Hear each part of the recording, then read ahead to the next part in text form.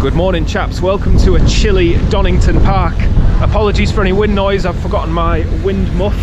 It's a long time since we've done this. Today we're here with the Classic Touring Car Racing Club because it is Thunder Saloons, which we'll see a little bit later on, but it's also the pre-66 Classic Touring Cars. This year we're going to be sharing the calendar with this series, so I thought it'd be a good idea to have a little look at what else is going on. So this car is brand new to the channel. James has built, maintained and driven this car for a long time, so he's going to tell us a little bit about it. Most of the guys that watch my channel are like Japanese cars, new cars. So what is this? It's an Alfa Romeo, we know that much. It's my father's 1966 Alfa Romeo Sprint GT, so it's the steel body car. The GT-A is the much rarer aluminium body car that had a twin spark engine. So this is a single spark plug, steel bodied Sprint GT. So this was from what year? It's a 66 car running in the pre-66 championship. So it's the newest car you can possibly have in the pre-66 championship. It was, I think they were homologated in 62, it's just the chassis was built in 66. And this car wasn't always a circuit car, right? No, my father's rallied it. He's done the Barbados rally, he's done the Roger Albert Clark rally twice, he's rolled it 2 or 3 times. It's been well used. It's got all the mounts for the sump guards still on it. So it's safe to say this car's seen a bit of action in its time. More than the majority.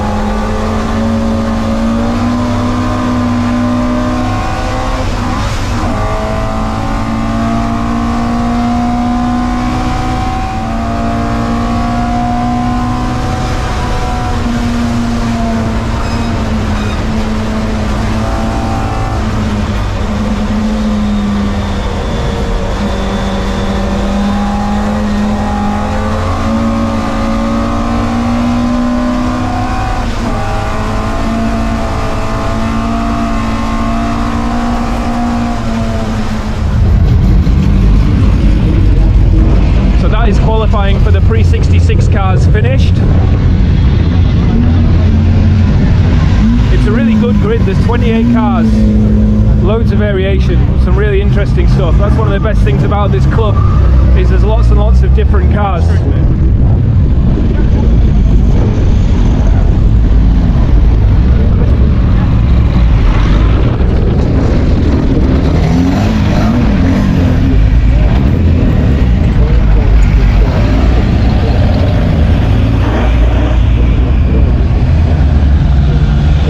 Here's James sulking because he really hates motorsport. I do, yeah.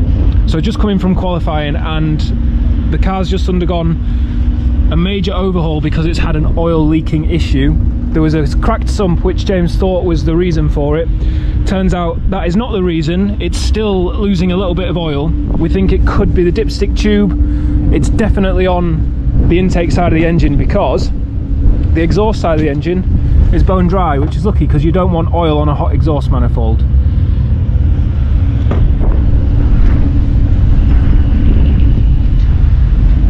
So we're going to clean this up, see what we can do to stem that flow of oil, see if it's a little bit drier after race 1. So a successful bodge has been prepared. We've got some tape around the dipstick tube. Going out now for race 1, getting himself strapped in. James, we've got a catchphrase on the YouTube channel, which is, you've got one job, drive fast. Okay. So drive fast. I'll try that. Go well.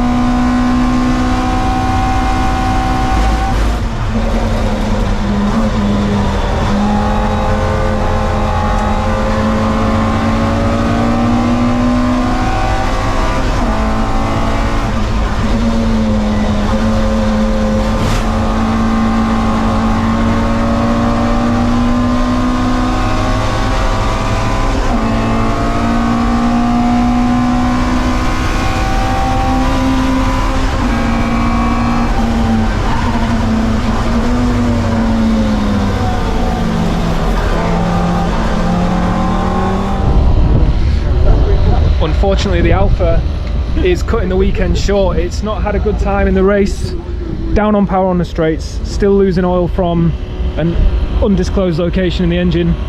James is going to put it in the trailer and take it home. It's a shame not to see some more of this car this weekend, but we will see it more the rest of this year, I'm sure. So luckily somebody in this area is an optimist. I don't think it's James, but the bonnet's back up, the car's not in the trailer, and there's a compression tester out on the bench.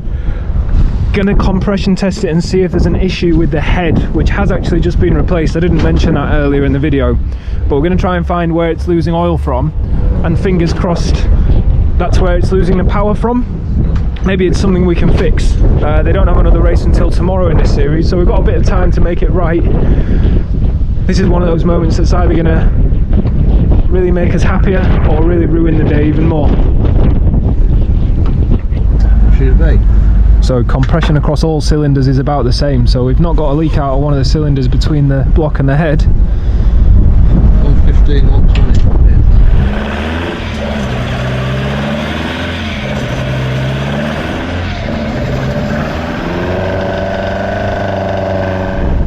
Well, that would be explaining why it's all blabbing Yeah, it over here, wouldn't it? But how would you get oils? Oh, that's not good. It's alright, we're out. We're good. Fire averted. Dropped a brake cleaner soaked rag on the hot exhaust manifold. You know, normal stuff. Best thing for it. Yeah, I can delete the evidence. I can delete the evidence if you want to do it as an insurance job. It's set on fire. No luck. The running it up with it all cleaned off, there's no sign of where the oil's leaking from. I'm going to leave these boys to it now and revisit them later on when hopefully it's fixed. Not a great weekend for it this weekend. No, it's arguably lack of preparation, but it's just got an inherent oil leak that we keep thinking we've sorted out, that's just worsening to the point where it's now it's not fair on everybody else to use it. It's losing that much oil, so we need to get to the bottom of that finally. It's gearbox and drivetrain and transmission's all perfect with it, but they're the things that we've been chasing faults with, so it's now just one silly fault on the engine. Yeah, well hopefully we see it out again this year. Thank you James for telling us about the car, and we'll see some more of it later in the year. I think it's going to go away for a little bit of work to hopefully fix this oil leak because it's not sustainable, but it was fun while it lasted this weekend. Hope you enjoyed seeing something a bit different on the channel, and we'll pick up on some other cars later in the year and see if we can do some more varied stuff. Thanks for watching, see you next time.